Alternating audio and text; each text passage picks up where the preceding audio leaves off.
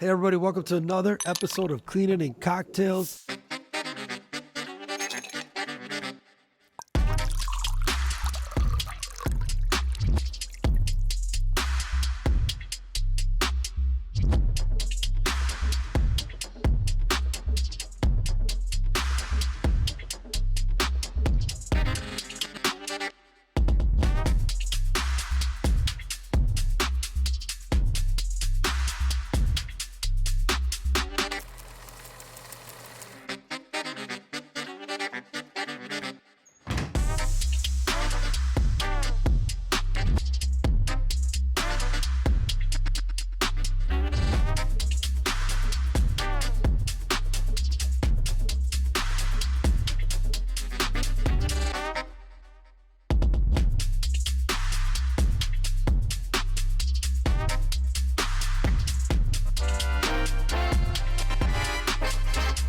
You guys know the deal. I bring in cleaning subject matter experts, cleaning business owners, people from the cleaning industry that are just willing to share their story and connect with me and give everybody in the audience some flavor, right? So our flavor of this week is a couple of people from Australia.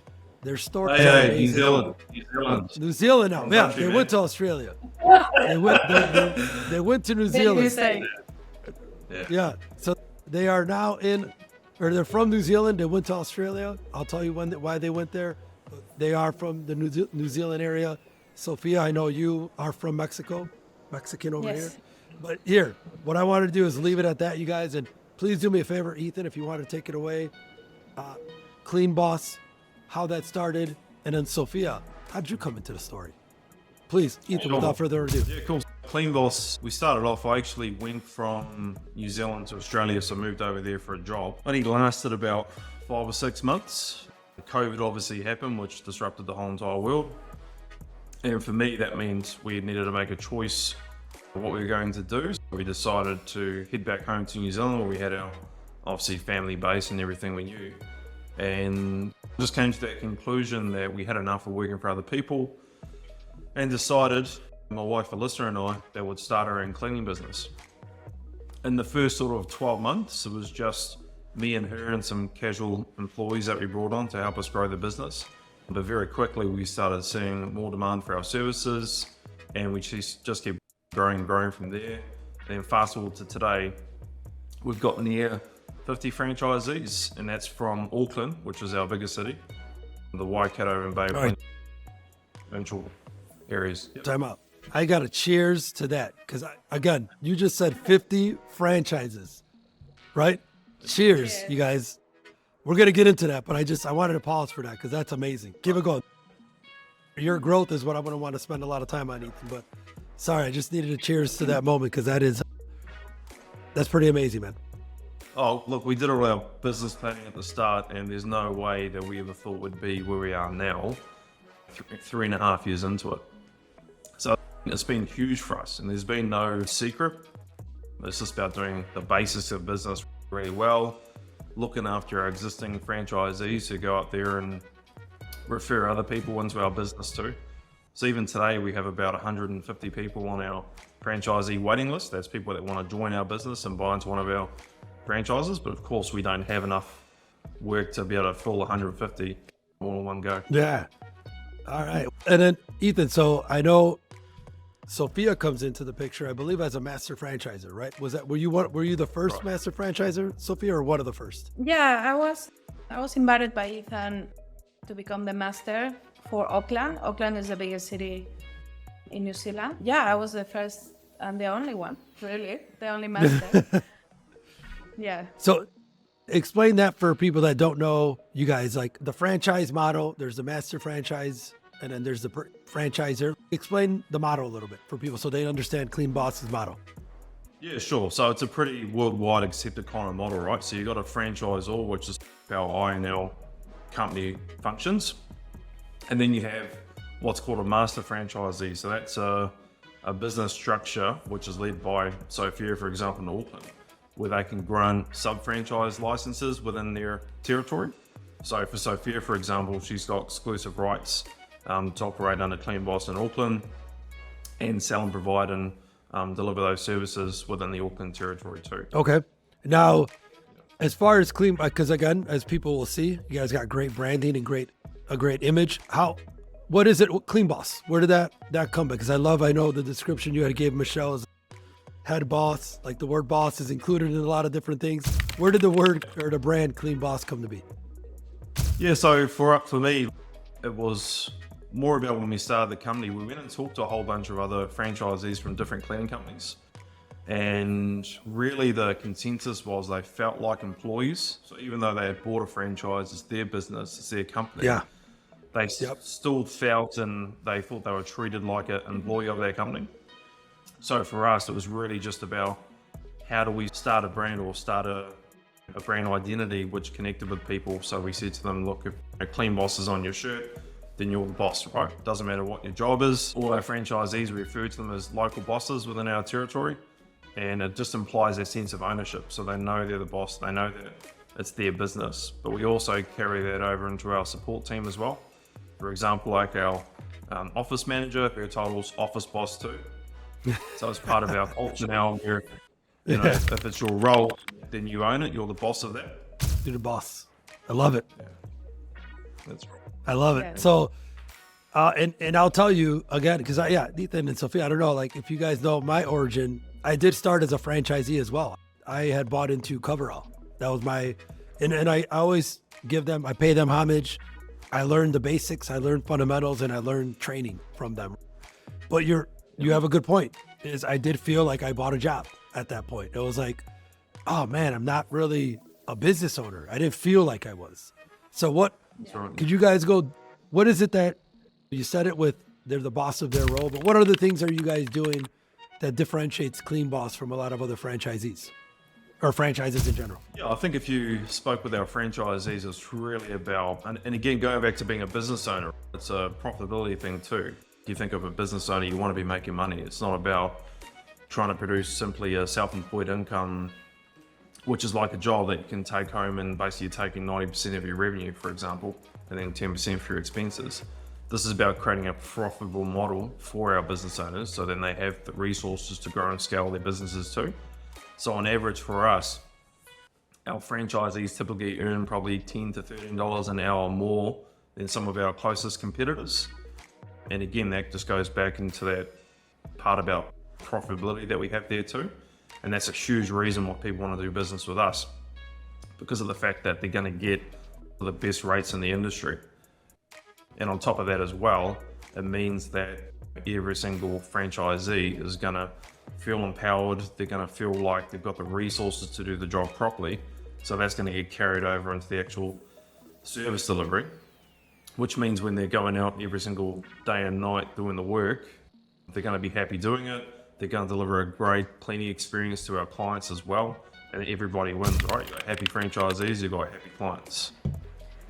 So one of the big things as well with our franchise is we guarantee the jobs for the life of the contract. Other companies will guarantee maybe 2 years max. So after 2 years, they will lose work. The franchise will start going down. That's right. So we guarantee for the life of the contract. So they have that massive value and certainty on their business. And so Sophia, talk about yourself, right? You came from, I know, how long have you two known each other, and you coming in as a master franchisee? What was it about Ethan and Clean Boss that you said, you know what, there's a good opportunity here? Because I believe you've had experience previously coming into this role. Yeah, I come from Mexico. I moved to New Zealand back in 2003, so about 20 years ago. So I have a background in franchising. Also, I've opened a few businesses. Ethan and I work together at another cleaning company.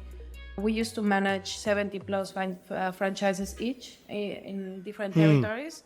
So we learned a lot about what the franchisee needs, because we used to help them grow their business, give them support, but we really truly understand the franchisees and their struggles and everything. So Ethan and I, we've known each other for about, 6-7 years. The main thing for me is that our values really align.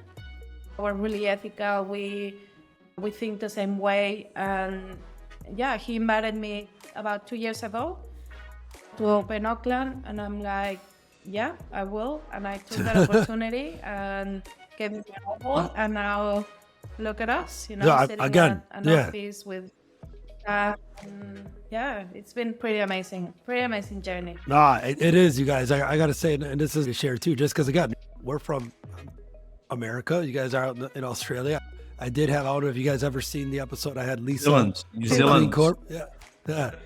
No. Yes. Sorry.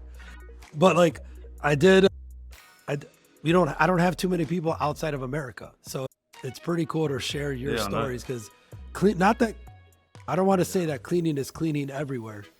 Cleaning is different in different countries. But the fact that, look at your simple mission, your simple values are to create a future for your franchisees, make them profitable, let them build something. That's not much different, right, than my values and my mission over here. So it's cool to see that it doesn't matter where you are at in the world.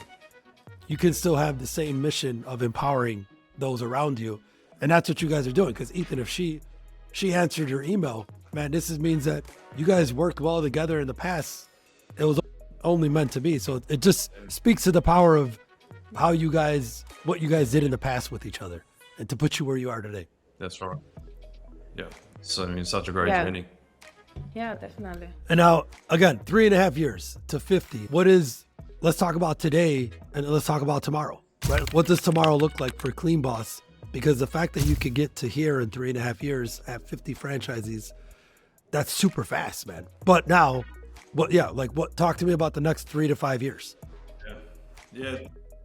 It's a hard one because every time we make a business plan, 3 to 5 years, it's a tough one because every time we make a business plan, we end up setting ourselves what we think are really ambitious targets, but we keep beating them anyways, which has been fantastic.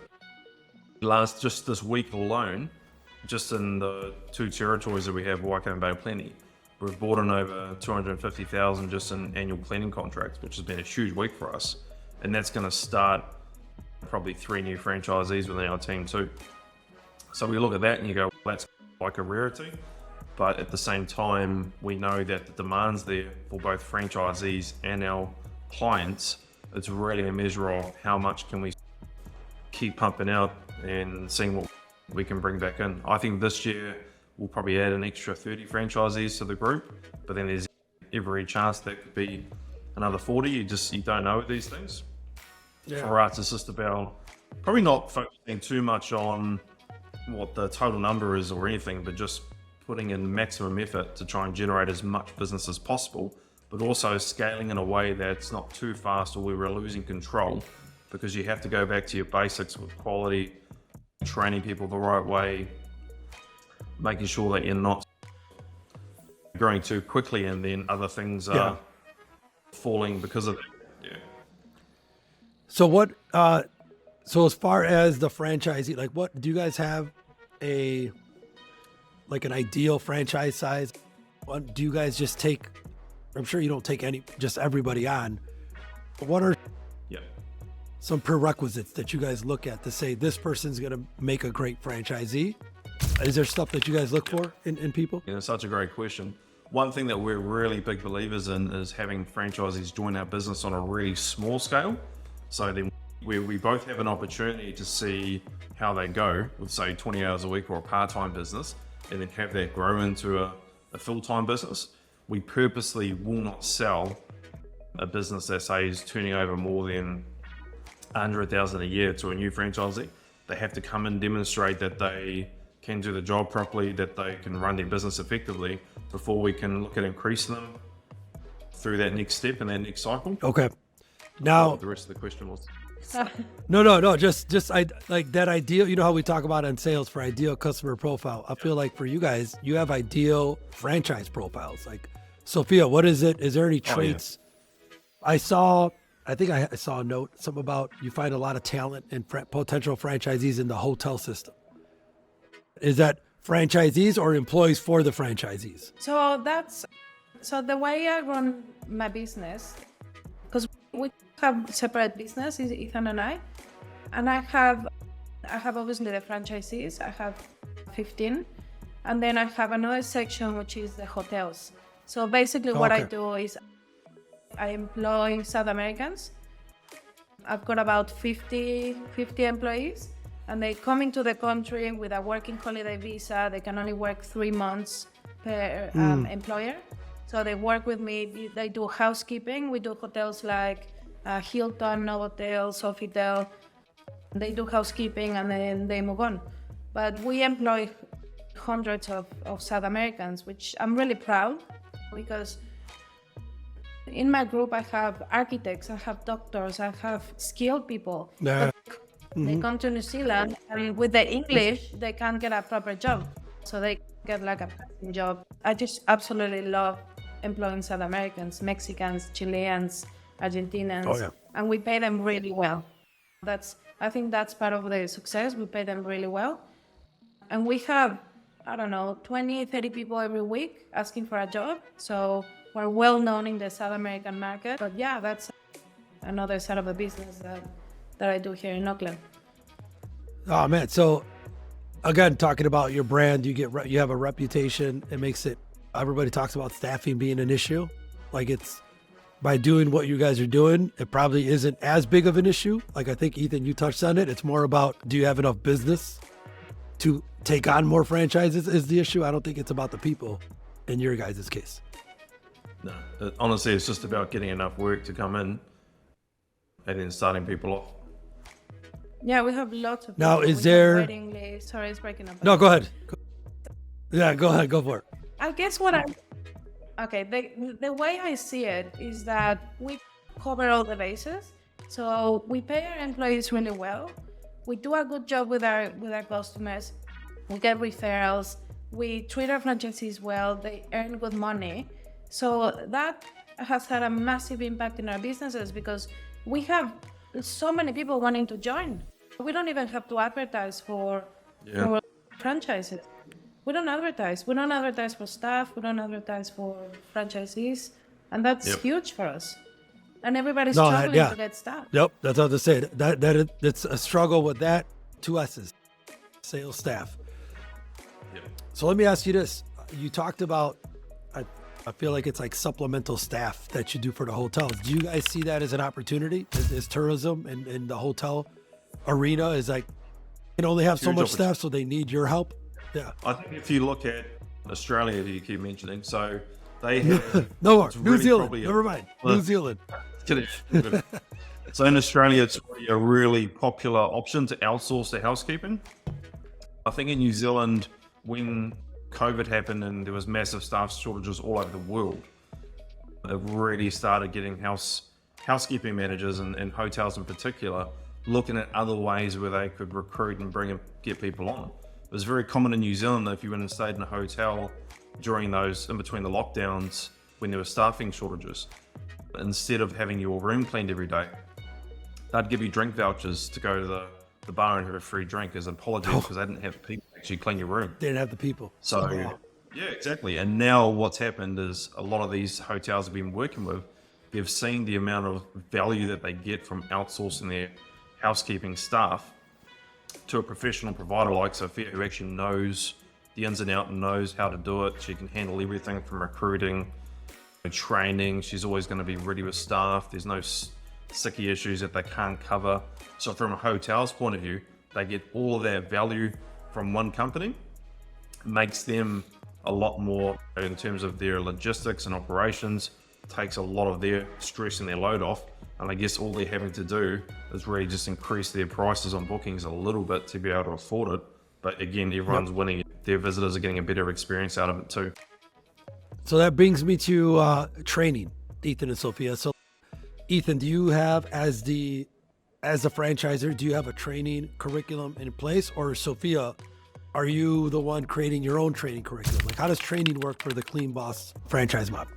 Yeah, so we have a standard training program, which is it's about 2 weeks of training, right? So say we take an example for a franchisee, we'll have what we call like theory training. That's when they come to our support office. We'll go through their equipment pack. We'll unbox everything, show them how it works. We'll talk about things like chemicals, dilution, especially when it comes to floors, and it's something you've talked about on your podcast quite a lot too.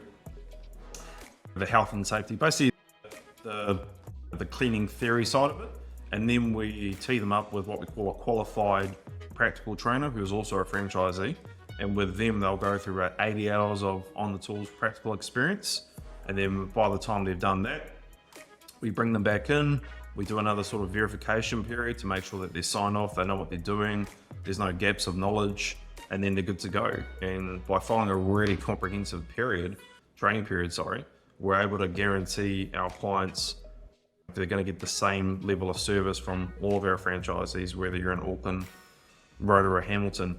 It just doesn't really matter where they are. They're all trained to that same level. Nice. Man, I tell you, even me on the personal side with my family business, like training, like we've been at it for 8-9 years now. You still can't get enough. Like you have to always just be training, because it's the number one thing. And I'm sure you guys share the same values and sentiment as me is I want any technician in the field that wears a Rosalotto shirt to know and feel the same thing and know the same thing, right? Like the client, you just said the client should feel comfortable that every Clean Boss franchisee knows the standards, the best practice, the requirements. It just shows that you guys care that much more. So what about... Yeah, that's it. I talk about ISSA a lot, Ethan, you know that probably. Do you guys reference ISSA for a lot of things, or like where are you going for any information and knowledge for you and your organizations? Yeah, so a lot of the stuff we've been able to obviously pull from other kind of training programs or providers and really curate it to be our own. We work a lot with our suppliers as well, and they were able to give us a lot of practical knowledge, workshops and skills. So everything that we have is really bespoke too. So we're able to sort of take a bit from everywhere, and that's how we've been able to combine it to make our own training model. And again, like the proof's in the pudding, we might lose on average 4% of clients per year from like a commercial point of view. So in terms of a churn rate of losing clients every year, that's really low. And again, the biggest reasons why a client might leave us usually comes down to they've decided to go with somebody cheaper, or they've closed down their business. Very rarely is it a quality issue. So it just goes to show that it's really good training and processes and systems that our team were able to go in there and just do a really great job. That's a good metric. I was going to say, like, the fact that you can determine you're not losing business based on quality, you could deal with the losses then, right? You're going to lose on budget. You're going to lose on a new person comes in, makes a change. It happens, right? It's business. What type of processes or systems that you've put in place? Because again, you guys, 3.5 years, that's a short period of time to grow as much as you guys have grown. Is there any certain system or processes that you guys have put in place that you're like, you know what, that one really helped us to get to where we are? Yeah, I think a big part of it for what we're doing as well is building those strong systems and processes. We're big believers in the fact that our systems manage our people, not the other way around. So for us, in terms of client care, that's a huge one. For example, if we have a complaint that comes into our support office, we've already got a process on how we address that. That includes a phone call from one of our regional managers immediately, followed by an on-site check, and then we trigger a cleaning order. Usually they're in a monthly cycle anyways, depending on the size of the client. And then we obviously provide that feedback to our franchisees, and then we come back and follow up basically the day after to make sure we've addressed those issues. So from the other point of view, not just obviously the quality of work, it's that level of service that we're providing back to our clients to keep them on board too. Because stuff happens, and sometimes it could be as simple as not understanding the client's expectations versus what we've actually scoped and put in through a proposal, which happens a lot more with a commercial client than you would a residential home cleaning. So again, for us, it's all about just making sure that if we have any, issues within the business, we address them straight away, and then we build strong systems and processes around them to make sure it doesn't happen again. But it's also like a work in progress. We're getting new projects all the time. So for example, right now we are starting to do Airbnb cleaning, which is huge here in New Zealand as well. So obviously it's okay, let's get the systems in place. Let's try to get a program that will help us organize everything. So it's always a work in progress, because as you grow, obviously it costs money and time to move data. You don't want to be moving data from one program to another. we really focus on our systems and get it right because we're early stage. Yeah. So Sophia or Ethan, either one of you guys can answer this one. So I've heard commercial, residential, and Airbnb.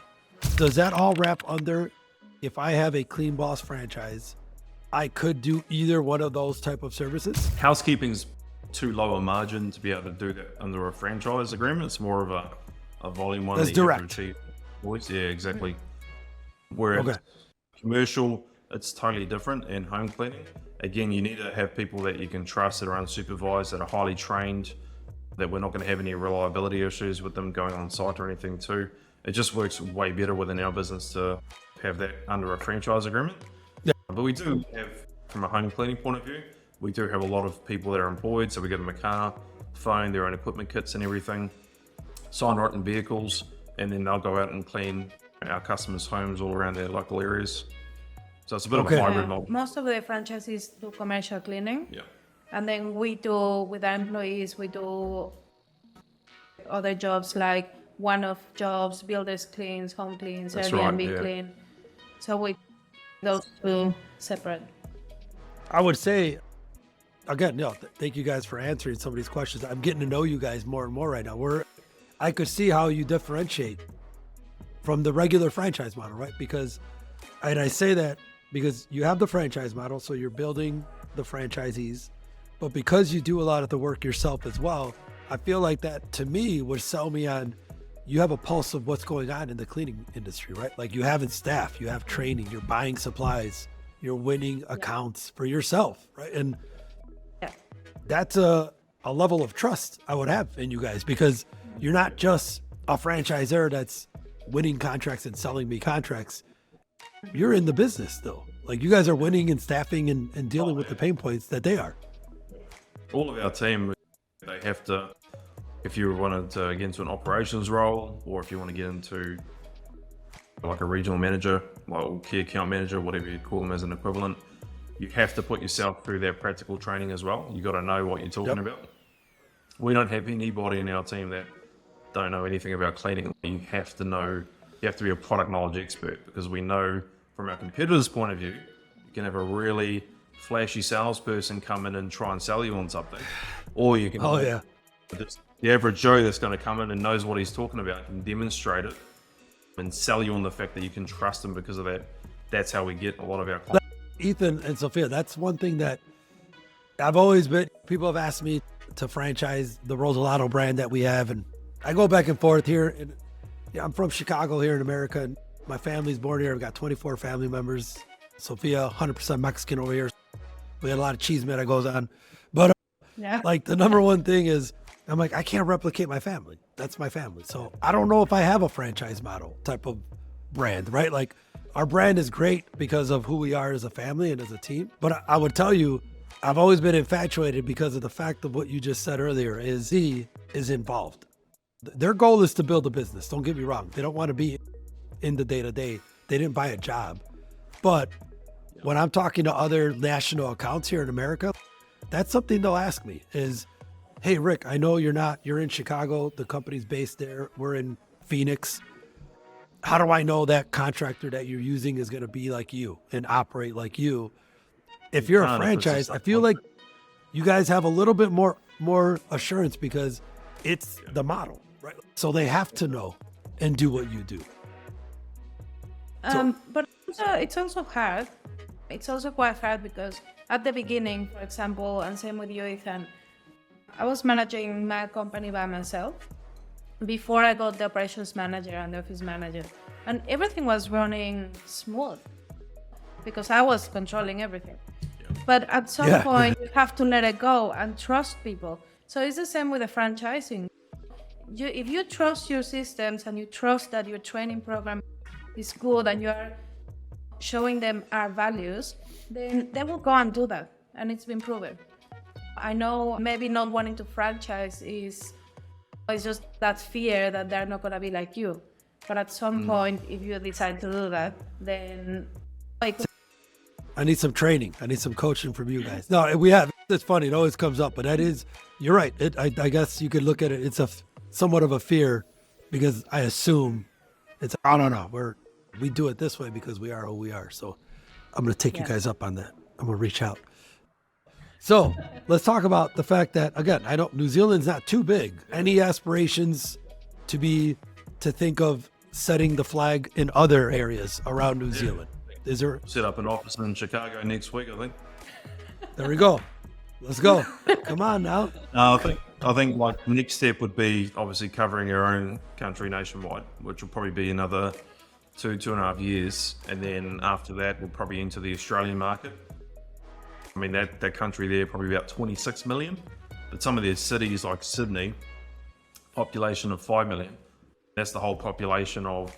That's what I'm saying. Like, you don't even have to go outside of that, right? That's the beauty of those heavily populated cities. Is if you master what you've done in New Zealand in the small scope, it becomes easier at a larger scope.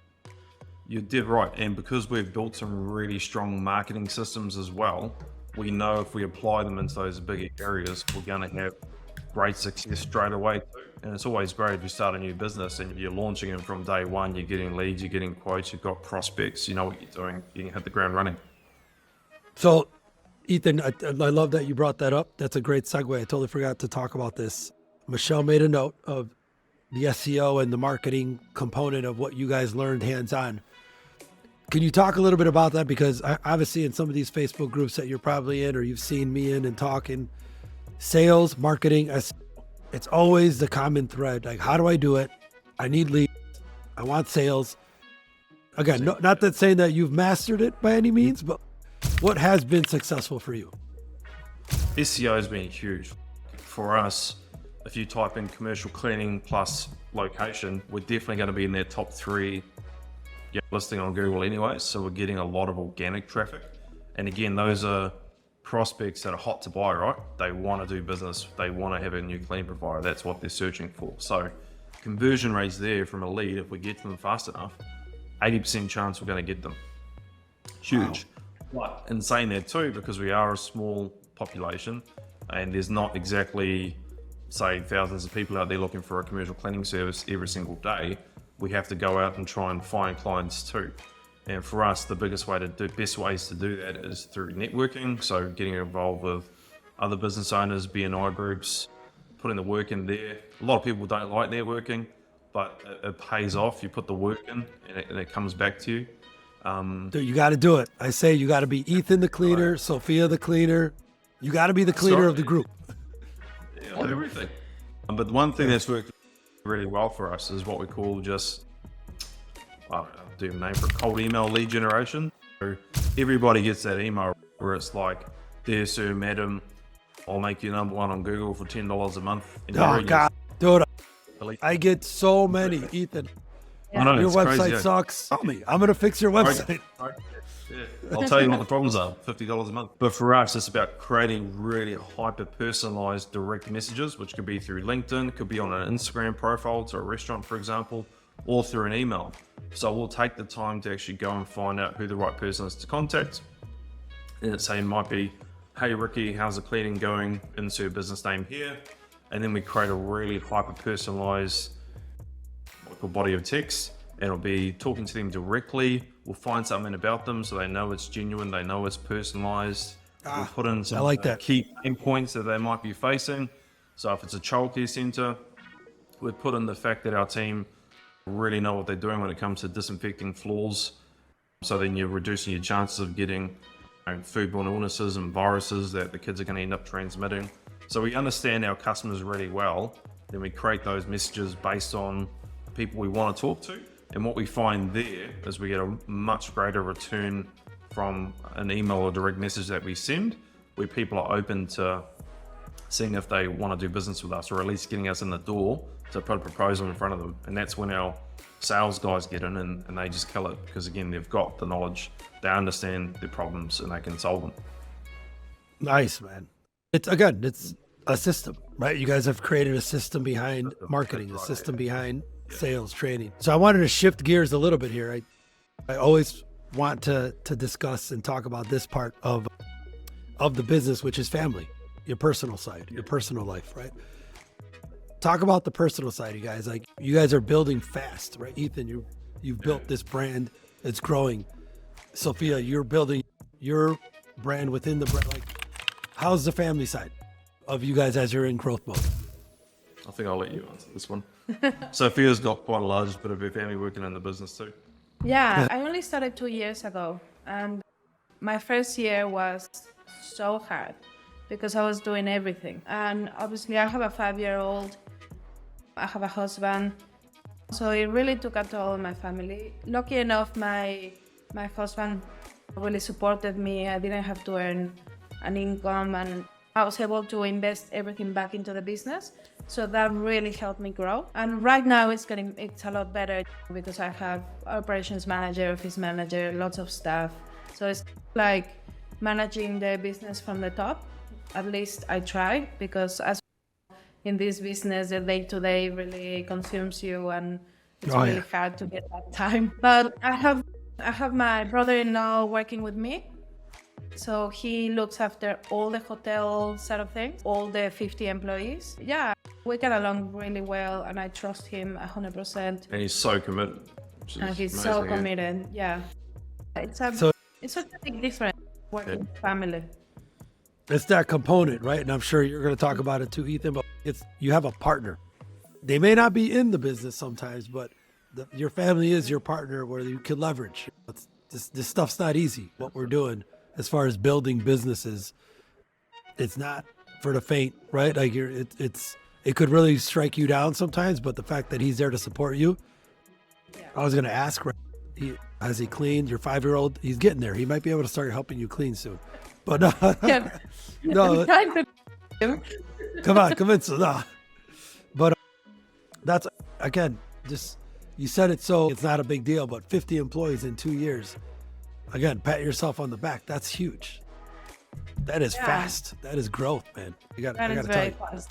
Sometimes I feel like, I don't know how I got here, because you're so busy all the time and you deal with so many things, and it's really hard to step back a little bit and think, oh my God, I've created all this. Yeah. But you're stepping back with a margarita at 10, just so everybody knows. 10:45 in the morning out in New Zealand. 10:45. Nobody knows that.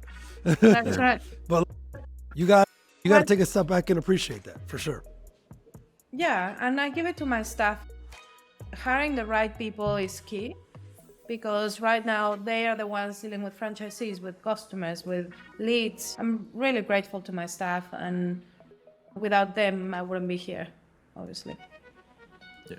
Ethan, what about you? How's the family endure the clean So I lead the business with my wife. We're both 50-50 partners. She's amazing. She's really what we call the empathetic pulse on the business, and she keeps us grounded too and focused. I'm always trying to race off and do other things, and she keeps me grounded. Maybe just wait a bit. I think it'd be a really lonely journey by yourself, and I think having family around you, you know, even if they're not directly involved in the business, but they support you in growing the business, whether it could be looking after your kids on the weekends when you start so you can go and work, or be there to support you when you've had a bad week or something. Well, we all do, but nobody talks about it. It's important to have that support structure around you. Other than that, we've got some really close friends and family that we've brought into the business that we've worked with in the past, and we've seen sort of their loyalty and the way they commit themselves to work, and those qualities we've decided that's what we want. And being a small business, you get the wrong people, they can ruin your business, especially when you're quite small and starting. A big corporate where one person's could get lost in the trenches sort of thing. Everyone in our support team adds so much value. We have to have the right people in place. So we've been able to attract people within our own networks without having to go out to market and hire unknowns. Man, and you know, you said something too, and I think, Sofia, you alluded to this too, but it's indirectly or directly, whether the family's involved or not involved. I know one thing I've learned with my wife, like, she's involved, right? She's a partner in the business, but as of late she's been taking care of the boys. But she will tell me, you guys, like, Rick, if I don't know and you don't vent to me or tell me and keep me updated with the business, I can't support and help you, right? Like, they can't help us if we don't keep them informed. Yep. Yeah, that's true. Yeah, and it's healthy to talk about these things. because I think too, don't get it wrong, we've had a lot of success in the last 3.5 years, but it's come at a huge personal sacrifice. So you need somebody to be able to talk through that and support yourself and have a good partner backing you to be able to do what you want to do. Oh yeah. All right. So as we start wrapping up here, I want to end with 2 questions for each of you. I forget to always ask these questions at the end, but I'm remembering. I have a note. I'm going to get after it. Sofia, let's start with you. What's one challenge that you have dealt with that because of that challenge, it made you a better person? The second, what success have you had? What was that? What was a moment of, man, I won, I did it, I accomplished that. That has made you who you are today too. So what's one challenge that people could look at as a problem? And then what's one success that you're like, that you keep rising to the top? I guess a challenge is myself. I tend to say yes to everything, especially in the early days where I was like starting growing and everything. I got approached by a hotel and they're like, do you supply housekeepers? And I'm like, yeah, I do. Yes. I didn't. I say yes to everything. Yeah, of course, that's what you Say yes to everything and then figure it out. So obviously, this answered both questions because obviously it was a challenge. But then I learned, especially now that we're dealing with Airbnbs, if you don't have your plan in place, if you don't have your bases covered, it becomes a huge problem. Because after that one hotel, we got referred to another one and then to another one until we were 6 hotels. And I was still working on my planning. So I think I've changed as a person and I've been monitoring what I say yes to and no. But I would tell you, you're right though, that does answer both. Because look, it was a challenge that you took on, but you uncovered an opportunity, which then became a success because now you are on top of your stuff and you're winning now. Yeah, exactly. Okay. Ethan, what about you? A challenge? Do I get the same question? Same question. Challenge, I don't know. I think one of the biggest challenges is probably, I think it's different. Like a lot of people might be listening or watching this and they might be managers of a company. They don't actually own the company though. And I think transitioning from being a solopreneur to an actual, a much bigger business where you're at the top of it is a huge challenge because not only are you responsible for the livelihoods of so many people and their families, you've also got to be able to make sure that you're not getting in the way of your own people by being a control freak and trying to control everything and trust them to do the job as well as you'd like it to be done. And to make sure that you're not forgetting or that you're putting the work back into them to coach them, nurture them, train them, and help them with their own development, whether it be professional or personal. Because I think when you're in your business, sometimes you get caught up in just focusing about the business and you don't necessarily remember that you're also there to bring everybody else up on that journey as well. So probably just realizing that's been a challenge and making sure that you put things in place to do it. And what was the second one? Success. And then let's talk about a win. What was a successful point that you were like, for Sofia, the successful point is you nailed down the hotel and you got more, right? That's a success. Ethan, what about you? What's a moment that was like, wow, I reached success because of this win? It's my first overseas holiday with the family. We went to Fiji and business ran without me for a good 10 days. No issues, no dramas. Ooh, my team looked after. That's a huge success. Yeah. So now we've had every year, we'll take about 3 or 4 overseas holidays, trust our team to do it. And we also promote that with our team as well, that they go and take breaks and walk away from it. And that's the biggest measure of success is if you die tomorrow, not die, but if you leave, Yeah. then can continue without you. So from a business leader point of view, putting that into place would be huge. Nice. So when are you guys coming to Chicago? Or when are you coming to America? I'll tell you one thing though, You'll Ricky. see. I want to tell you one thing, man. I started Clean Boss, so that was ages ago, and we'd go into offices every single night and clean them. It was pretty boring when you're by yourself, nothing to do or listen to, and that's how I got onto your podcast. So I used to listen to them all every night while I was cleaning toilets and vacuuming and doing everything. Been a long time listener, so it's really cool to be on here. And look at you. Now you're dealing with some growth problems, like growth things. Yeah. Dude, again, like 3 years and 3.5 years. I can't say it again. I think that might be the tagline of the episode. Just that is growth. I got to tell you, that's growth. And it's not just Ethan for you, but again, Sophia, in 2 years, 50 employees. Those are that shows you that Clean Boss is doing they're doing many things right for growth to happen this way. Yeah. I just want to say thank you two for joining me again. Nothing. 10:30 margaritas and Casa Azul tequila. Cheers. Appreciate you guys. Thank you for us. So as you guys always know, we'll have your information down below in the description. I'm going to give you guys some shout outs. We're going to be sharing the episode. Like everybody here who's listening, again, this is a story coming all the way from New Zealand. They're not an American company. Not Australia. But they're showing success. Not Australia. I got it right. It took me some time. I'm going to call that out in the episode. But this is, again, it's awesome to hear stories outside of, we may think the cleaning industry is so big here in the U.S. No, man, it's everywhere. So thank you two for joining me and listening and being a part of this community. I'll be excited for one day to have you all here in not just the U.S., but in Chicago, my hometown. The invitation is out to you all. Take it, leave it when you want. But I thank you for joining me. Thank you so much for taking the time out of your day. This is another episode of Cleaning and Cocktails. I got Ethan and Sophia here from Clean Boss all the way out of New Zealand. Thank you so much, and we will be back again soon.